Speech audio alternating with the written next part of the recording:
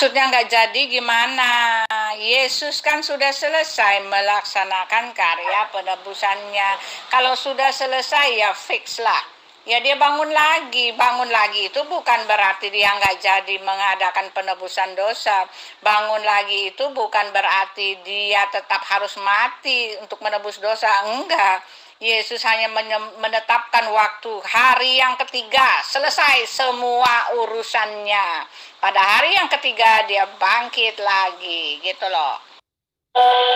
Terus kebangkitan Yesus itu kan adalah sesuatu yang sangat-sangat dinanti-nantikan oleh orang-orang yang merasa ditebus oleh dosanya Yesus. Jika benar apa yang diinformasikan oleh Kristen bahwa Yesus bangkit pada hari ketiga, maka pertanyaan saya adalah, siapa di antara satu manusia, di antara seluruh manusia yang ada pada bangsa Israel kala itu yang menanti detik-detik bangkitnya Tuhan dari kematian? Silakan. Yesus mengatakan bahwa dia akan bangkit lagi, menimbulkan pertanyaan iya dan tidak, Pak. Tidak semua dari mereka yang sungguh-sungguh percaya bahwa Yesus itu akan bangkit. Tetapi ketika Yesus bangkit, mereka bersuka cita, gitu loh. Jadi iman mereka itu pada saat Yesus belum bangkit, iman mereka masih kurang-kurang 100%. Ada yang percaya, ada yang tidak. Tetapi iman mereka itu diteguhkan dan kepercayaan mereka itu disempurnakan, dan mereka mempunyai iman yang 100% percaya bahwa Yesus adalah Tuhan ketika Yesus bangkit kembali. Oleh sebab itu Rasul Paulus juga mengatakan akan sia-sia kematian Yesus kalau dia tidak bangkit lagi. Jadi lewat kematian Yesus itu iman kami juga diteguhkan, gitu loh. Kalau Yesus meninggal tidak bangkit lagi, ya iman kami tidak akan seperti ini, gitu loh Pak. Dan kalau Bapak menanyakan siapa yang menanti kebangkitan Yesus itu, saya dengan tegas mengatakan tidak semua dari mereka mempercayai perkataan Yesus bahwa dia akan bangkit lagi, gitu loh Pak. Tetapi semua akhirnya menjadi percaya dengan dibuktikannya perkataan Yesus. Yesus mengaku bahwa dia akan bangkit lagi. Lalu dia membuktikannya dan semuanya menjadi percaya, gitu loh Pak. Iya, menurut informasi dari wartawan-wartawan yang ada di dalam catatan-catatannya yang kemudian dikitabkan oleh orang Kristen, konon Yesus berkata dia akan bangkit pada hari ketiga. Kemudian menurut ibu ada yang percaya, ada yang tidak percaya. Pertanyaan saya, coba sebutkan satu manusia yang menunggu detik-detik bangkitnya kematian Tuhan pada hari ketiga. Siapa ibu? Ada nggak? Pak, saya udah bilang, kalau mereka tidak 100% percaya perkataan Yesus, bahkan ketika Yesus disalib ada yang mengkhianati Yesus karena mereka tidak percaya 100% akan perkataan Yesus yang mengatakan bahwa Yesus akan bangkit lagi. Dia mengatakan bahwa Rasul Petrus mengatakan, aku nggak kenal dia. Dia bisa melakukan itu, bisa berkata seperti itu karena dia tidak punya keyakinan bahwa Yesus memang akan bangkit lagi. Coba kalau dia punya keyakinan bahwa Yesus akan bangkit lagi, tidak mungkin dia bisa mengkhianati Yesus sampai ayam berkokok 3 kali. Jadi pertanyaan Bapak itu tidak kena, Pak. Karena jelas mereka hampir semua hanyalah 80% gitu loh. Mereka deg-degan apa iya atau enggak Yesus itu akan bangkit lagi. Tetapi Yesus menghilangkan keraguan mereka dan mereka bersukacita. Yesus menghilangkan ketidakpercayaan mereka. Yesus menghapus segala keraguan mereka. Yesus bangkit lagi. Enggak, saya cuma tanya kepada ibu, Siapa di antara orang-orang yang hidup sesaman dengan Yesus yang menanti detik-detik kebangkitan Tuhan dari kematian? Karena ini adalah hal yang sangat menghebohkan.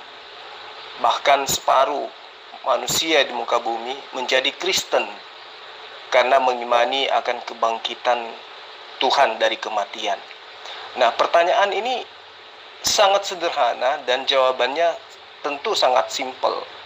Jika benar apa yang diberitakan oleh Kristen bahwa ada sosok Tuhan mati dan bangkit pada hari ketiga, maka so pasti Bani Israel akan menyaksikan detik-detik kebangkitan Tuhan yang mati bangkit dari kematiannya.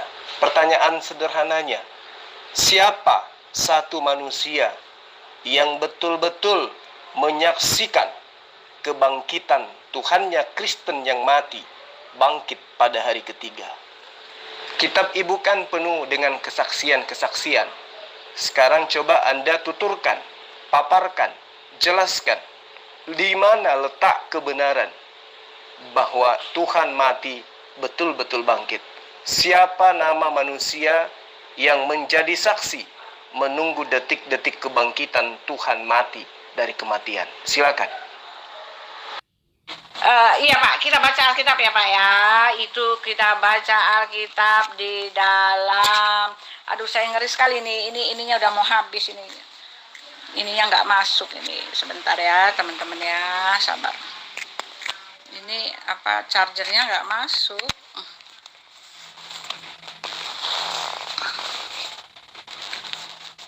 Ya Tuhan Yesus tolong supaya Tuhan berkati ya. Ya, baik ya. Tadi Pak Zulkifli menanyakan siapa yang menjadi saksi itu. Lagi masih ditanyakan. Dadi bilang kalau menunggu detik-detik kebangkitan Yesus itu tidak ada Pak. Semua dari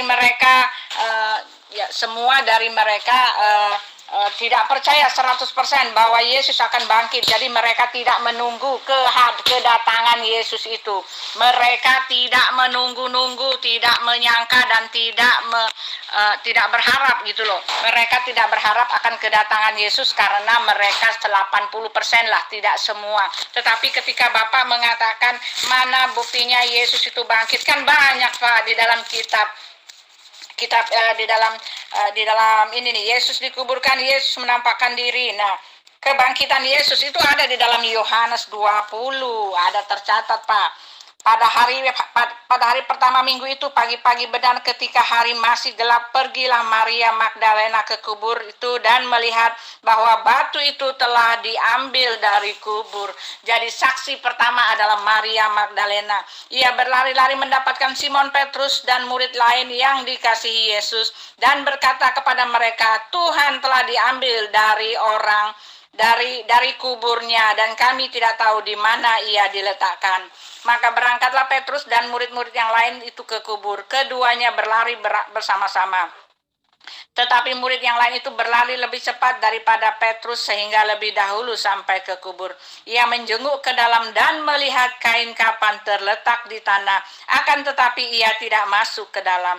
Maka datanglah Simon Petrus juga menyusul dia dan masuk ke dalam kubur itu.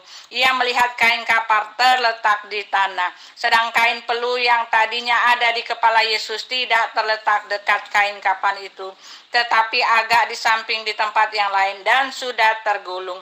Maka masuklah juga murid yang lain yang lebih dahulu sampai di kubur itu.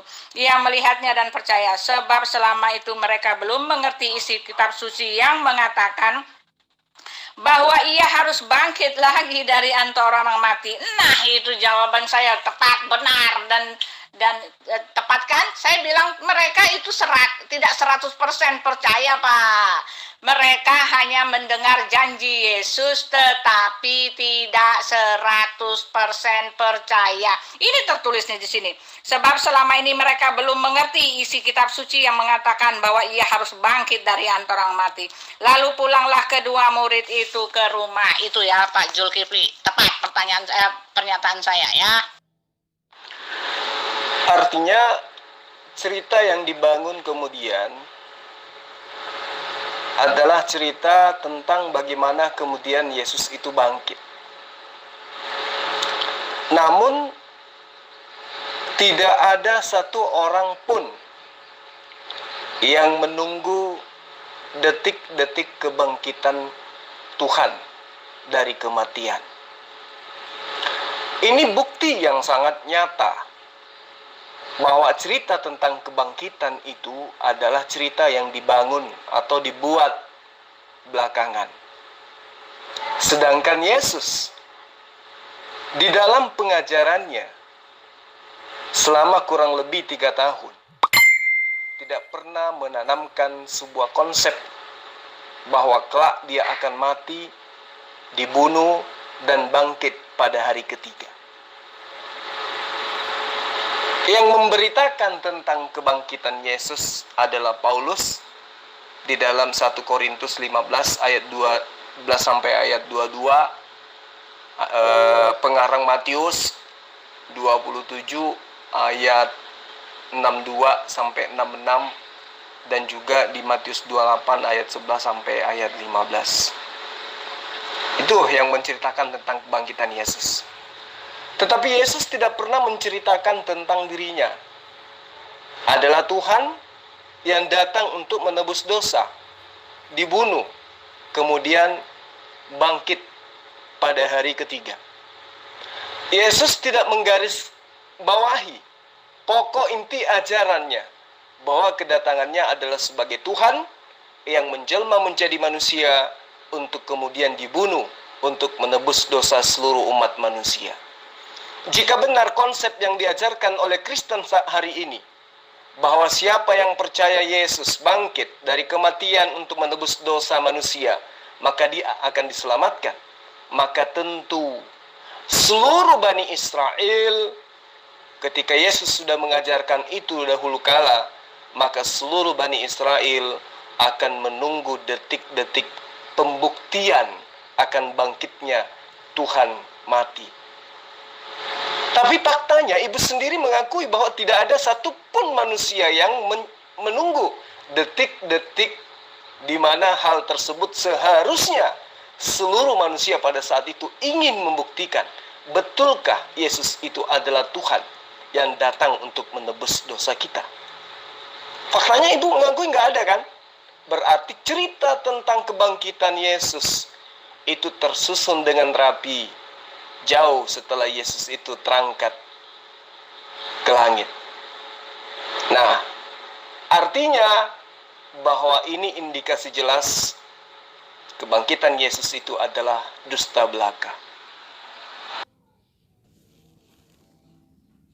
Zulkifli, maaf Pak, Yesus itu bangkit dari antara orang mati justru sudah dinubuatkan ratusan tahun sebelumnya. Oke, berdasarkan Yesus bangkit dari antara orang mati, kata Pak Zulkifli tidak pernah diakui oleh Yesus, ya. Justru kalau memang sudah dinubuatkan, akan mengakibatkan seluruh umat Bani Israel menunggu detik-detik kebangkitan Yesus. Kalau memang sudah dinubuatkan, mereka akan pasang tenda, bikin kemah, pokoknya nginap di sekitar pemakaman Yesus untuk menunggu detik-detik pembuktian jika benar ada nubuatan Tuhan datang, mati, dibunuh, kemudian bangkit pada hari ketiga. Tapi semua itu hanyalah sebuah cerita yang berasal dari gereja. Iya kan? Informasi-informasi itu hanya ada datang dari gereja. Datangnya dari Eropa. Sementara tanah Yudea, tanah Galilea, ya, tanah Nazaret, Israel tidak memiliki cerita turun-temurun adanya hal yang diimani oleh orang-orang Kristen. Jadi saya mengatakan kebangkitan Yesus itu adalah delusi, ilusi, angan-angan belaka, hanya doktrin. Pembuktian kebohongan itu bisa kita lihat dari saat sekarang. Ibu mengatakan sudah dinubuatkan, berarti Bani Israel yang paham akan kitab Tanak mengetahui akan adanya Tuhan bangkit dari kematian. Karena itulah kemudian mereka akan menunggu detik-detik kebangkitan Tuhan dari kematian. Faktanya, ibu mengatakan tidak ada satupun manusia yang menunggu detik-detik kebangkitan Yesus. Membuktikan bahwa cerita yang dibangun belakangan betul-betul adalah konspirasi yang dibuat untuk membohongi manusia belaka. Tidak ada tujuan lain selain untuk mengajarkan doktrin Eropa, Yunani, Romawi menyembah kepada dewa Zeus yang menjelma menjadi Plato di atas muka bumi ini. Saya kira seperti itu, Ibu. Saya jawab sekali lagi ya, karena tadi tidak masuk. Pak Zulkifli, Yesus yang mengatakan bahwa dia akan bangkit pada hari yang ketiga itu ada, Pak. Ada di kitab kami, Pak. Dikatakan di dalam tadi apa ya?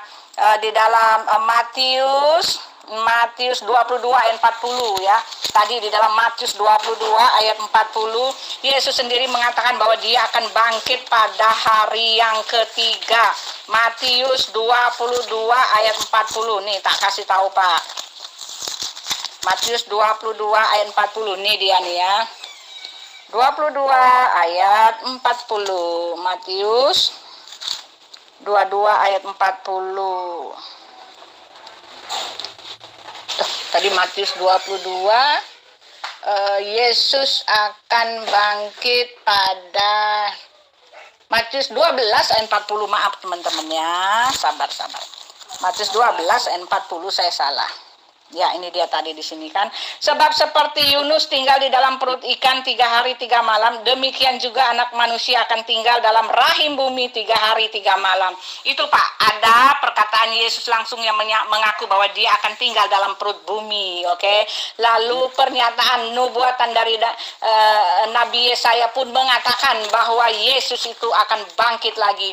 Penebus itu akan bangkit lagi. Ini ada lagi di dalam Matius 16.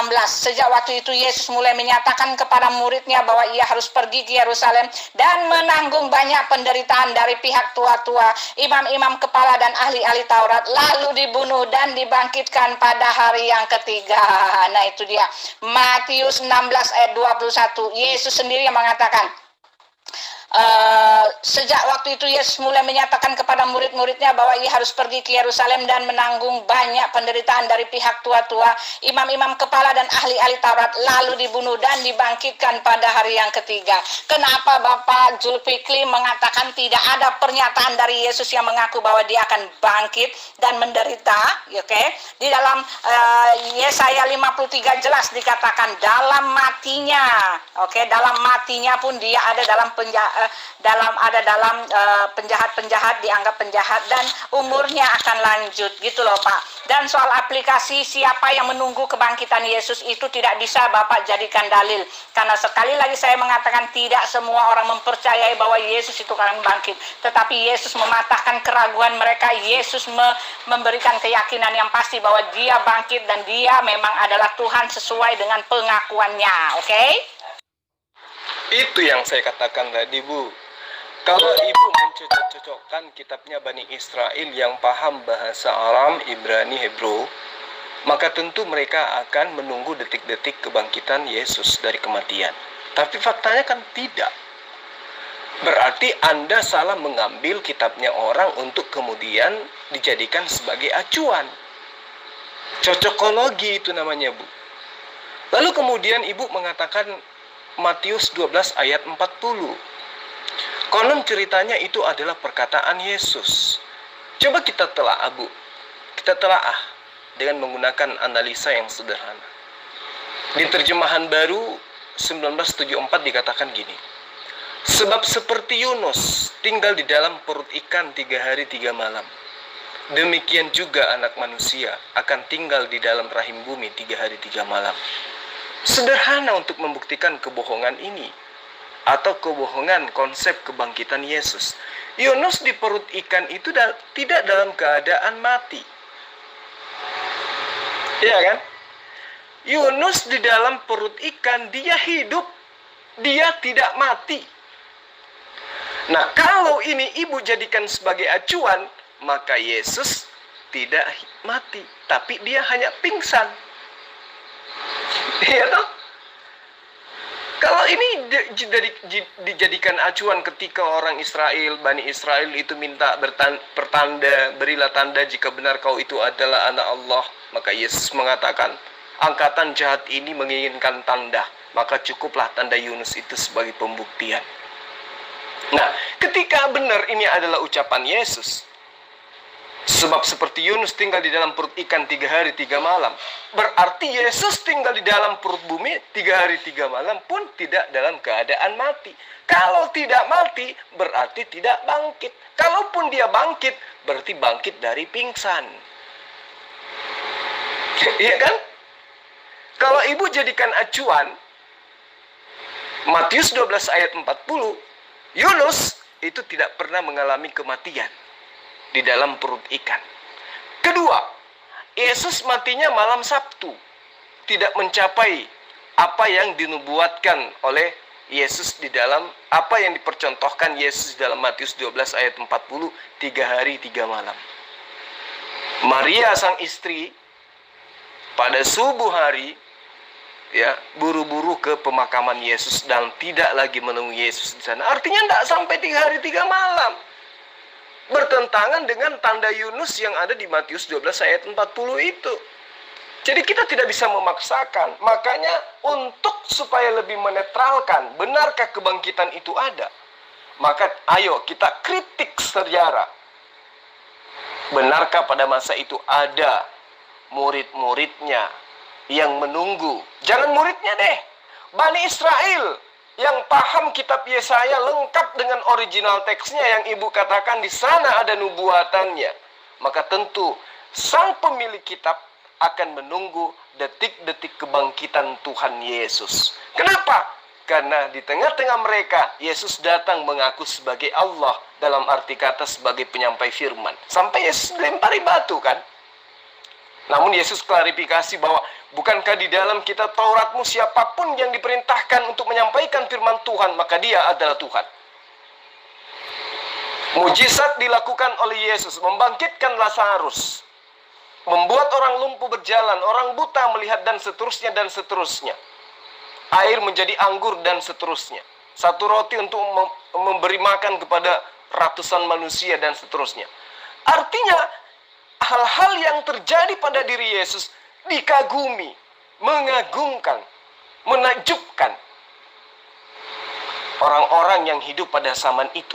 Dan andai saja tentang kebangkitannya Yesus pun sampaikan kepada Bani Israel, percayalah bahwa seluruh manusia pada zaman itu akan menunggu detik-detik kebangkitan Tuhan dari kematian. Tapi faktanya tidak ada satupun manusia yang menunggu detik-detik kebangkitan Yesus. Malah Maria datang menuduh siapakah yang mencuri mayat Tuhan kita. Dikatakan mayat dicuri karena hilang dari pemakaman. Harusnya Maria senang. Oh alhamdulillah, puji Tuhan, ternyata Tuhan kita betul-betul bangkit. Tapi faktanya dia malah menuduh Tuhannya, mayat Tuhannya orang Kristen maksud saya, dicuri oleh perampok, oleh maling.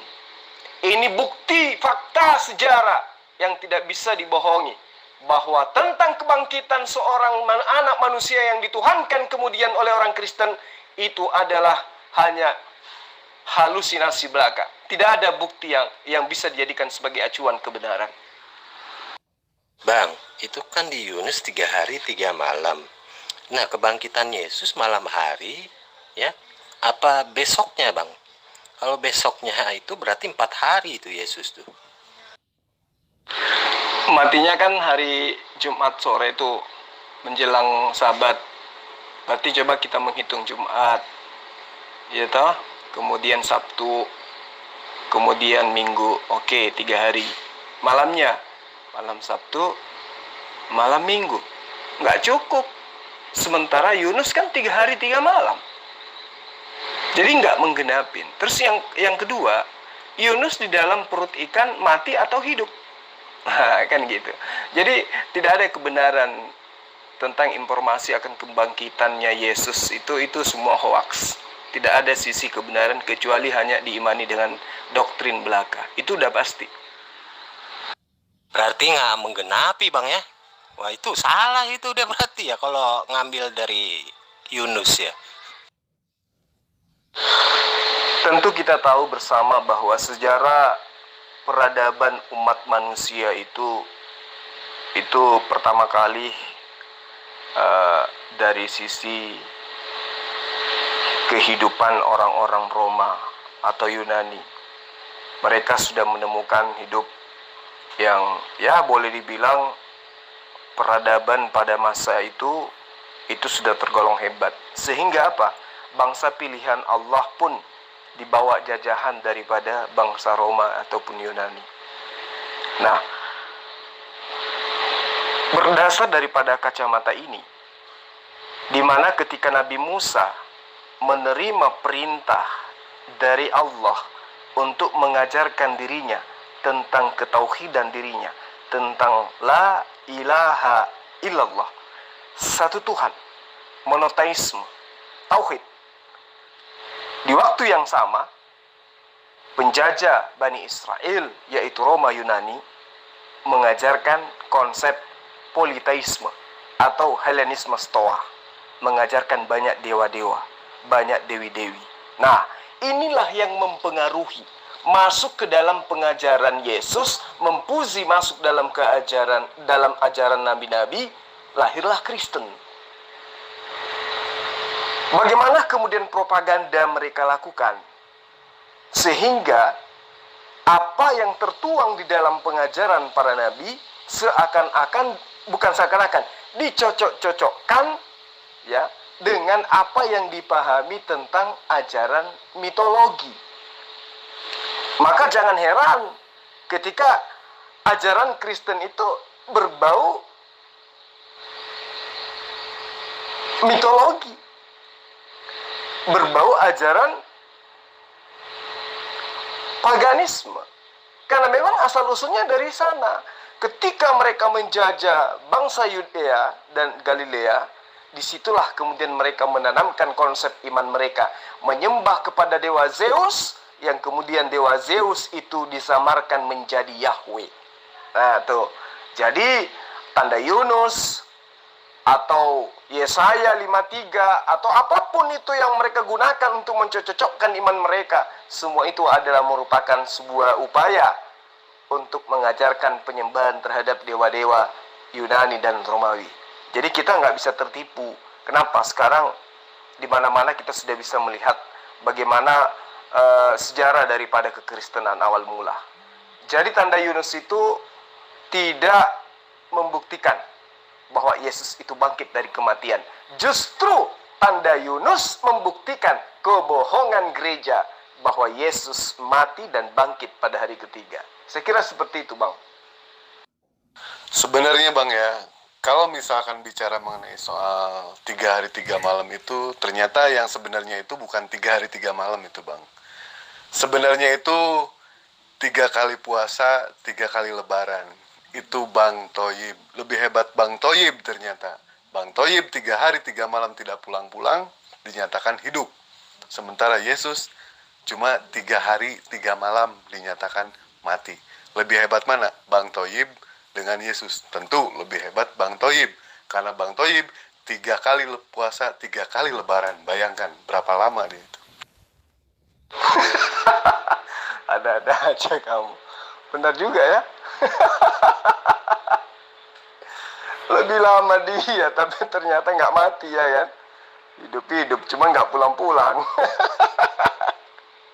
Pak Zulkifli, kepanjangan Pak Zulkifli, bahwa sesungguhnya berarti gitu kan.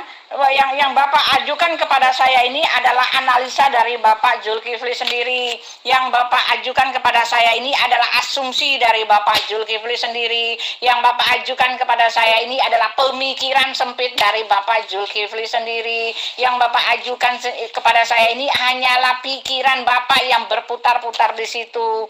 Bapak mengatakan berarti berarti. Pak, di situ dikatakan bahwa Yesus itu tinggal, bukan mati di situ, Pak. Tinggal itu ya di dalam perut bumi Yesus tinggal. Itu tidak bicara tentang kematian, tetapi Yesus menyatakan bahwa dia akan ada di kubur dalam perut bumi itu selama 3 hari. 3 hari yang dimaksud Yesus itu adalah pada hari yang ketiga gitu loh, Pak.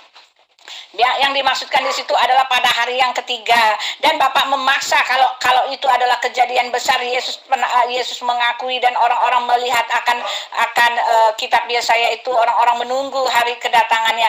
Pak, pada saat itu Yesus itu dia itu disalibkan itu karena orang-orang tidak percaya akan perkataan Yesus. Boro-boro mereka menunggu. Orang-orang Yahudi itu justru tidak percaya bahwa Yesus itulah yang menjadi penggenapan. Ngapain mereka menunggu? Boro-boro mereka menunggu gitu loh, Pak. Kalau Bapak pakai berarti Yesus itu disalibkan karena mereka tidak percaya bahwa pengakuan Yesus yang mengatakan bahwa dia adalah anak Allah.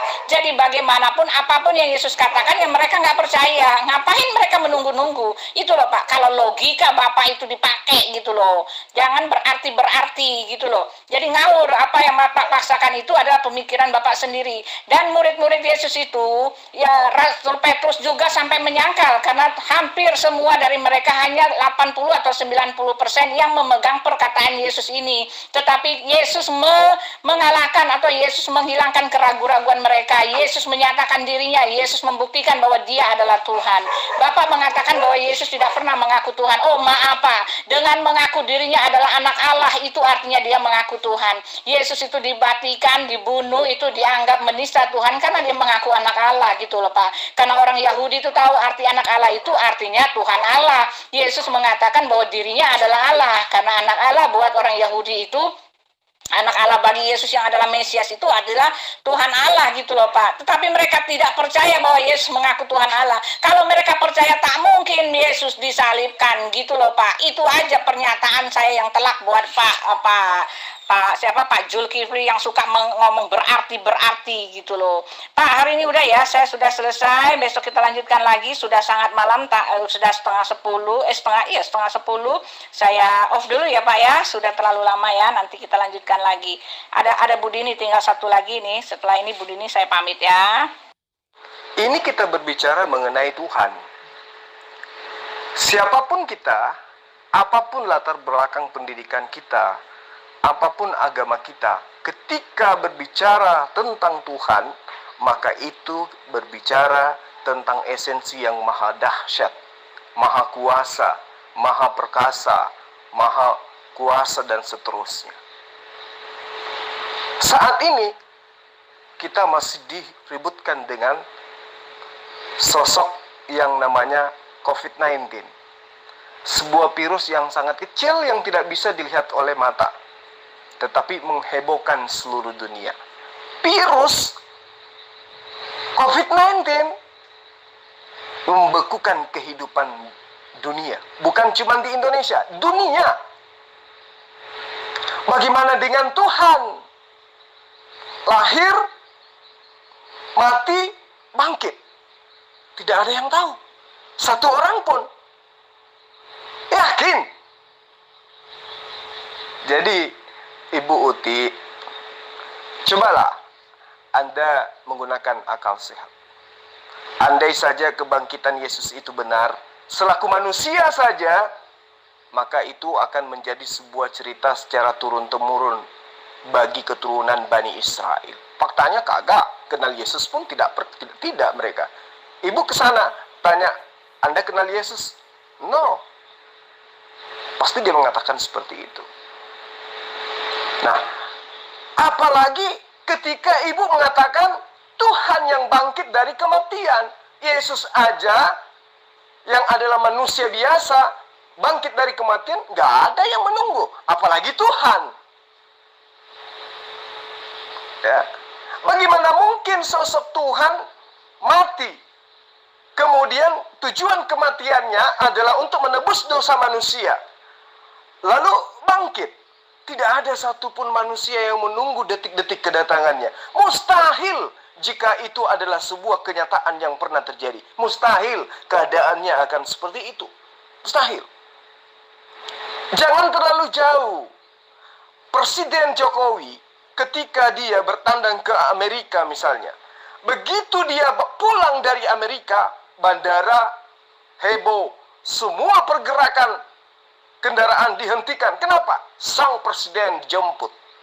Apalagi ini sang Tuhan bangkit dari kematian untuk menghapuskan seluruh dosa manusia, agar manusia terselamatkan seperti imannya orang Kristen, mati masuk surga. Tentu Bani Israel lebih dulu menunggu detik-detik kebangkitan Yesus.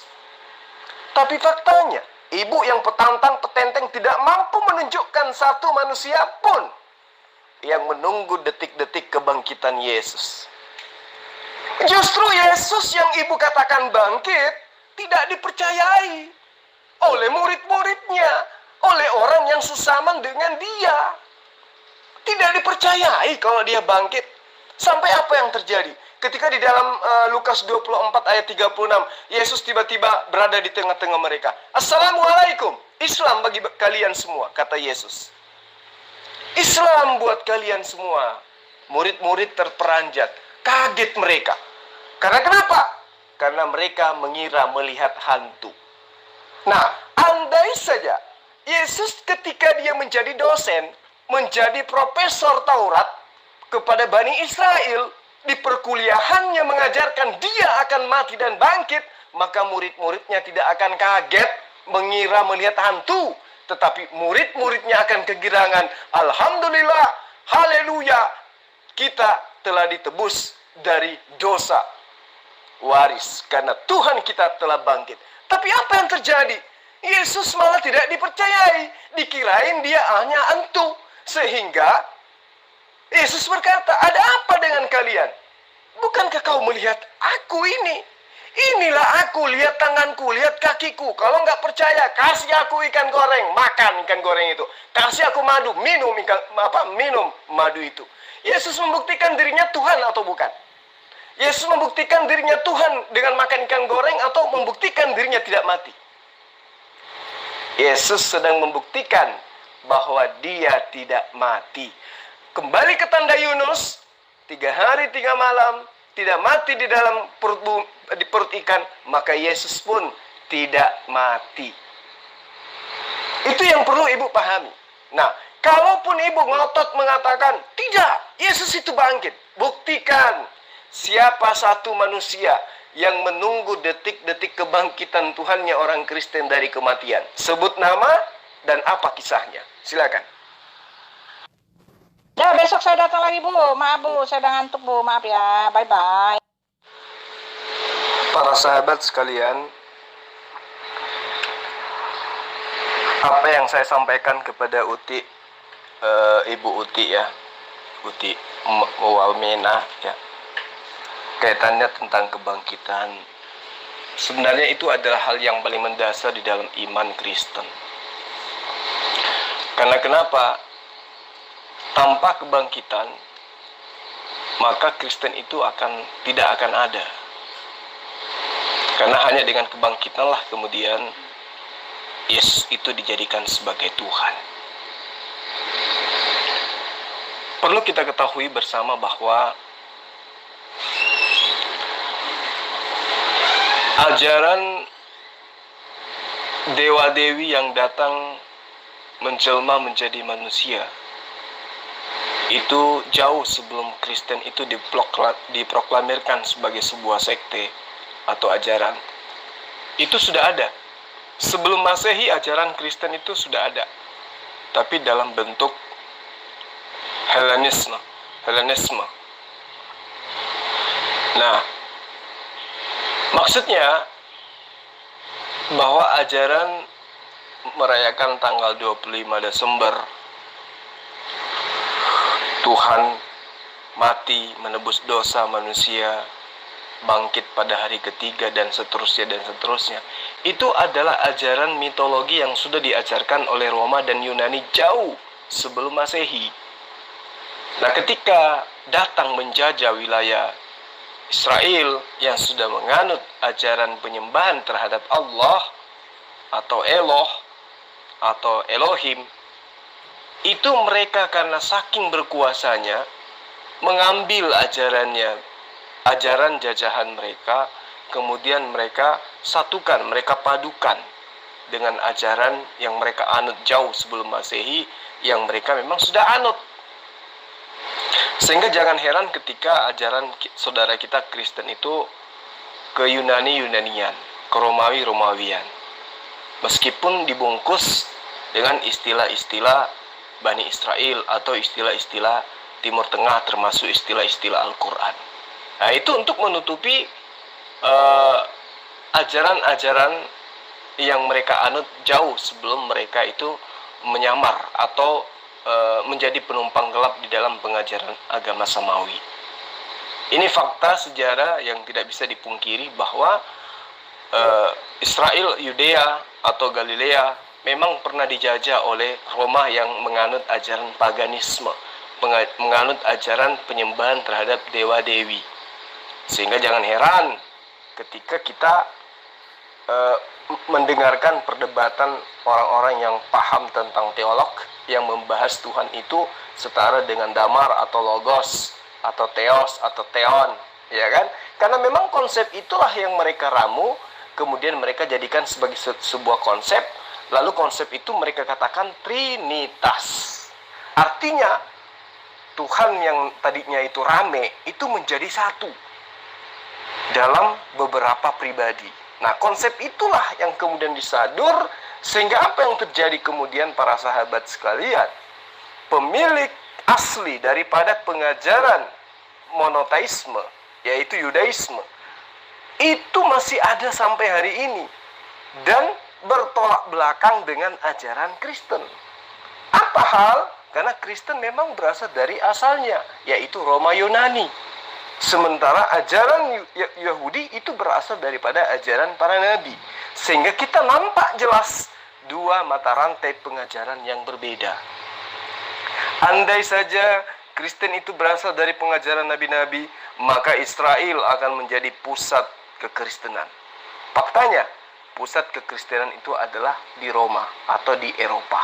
Membuktikan bahwa Kristen itu memang hanya menggunakan kitabnya Bani Israel, terjemahannya, ya, Septuaginta. Kemudian mereka jadikan sebagai sebuah kitab yang mereka cocokkan dengan kitab yang mereka punya. Sehingga apa yang terjadi kemudian? Kita lihat bagaimana agen-agen Roma, ya, ditugaskan untuk menyampaikan sebuah konsep kepada jemaat-jemaat di luar daripada Bani Israel.